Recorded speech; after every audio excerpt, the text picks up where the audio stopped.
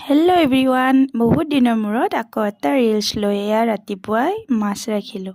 তাৰে পিছতে বোলো ভাবিলোঁ আজি ব্ৰেকফাষ্টত পিঠাকে খাওঁ, কিমাননো আৰু ভাতকে খাই থাকিব। এয়া ধুনীয়াকৈ মই পিঠাকেইখন বনাই লৈছোঁ। পিছফালে আকৌ গুণৰ নাচ দেখিছেনে নাই। এয়া ধুনীয়াকৈ পিঠাখিনি মই বনাই ল'লোঁ। ব্ৰেকফাষ্ট কৰি তাৰপিছতে মই ধুলোঁ এসোপামান কাপোৰ। আজি যিহেতু শনিবাৰ, গুণৰ স্কুল নাই, চ' মই ধুনীয়াকৈ কামখিনি কৰিব পাৰিছোঁ। আজি শনিবাৰ, মোৰ কাটিং ক্লাছো নাই। তাৰপিছতে ভাবিলোঁ ৰ'দত বহি টেঙাৰ জুতি লওঁ। ঘৰৰ পৰা অনা কেইটামান অমৰা আছিলে, ইমানে মিঠা অমৰা টেঙাকেইটা, বহুতে টেষ্টি, সেইকাৰণে ভাবিলোঁ ৰ'দত বহি এনেকৈ জুতি লওঁ। এয়া মোৰ চোতালতে থাকে একেলগে।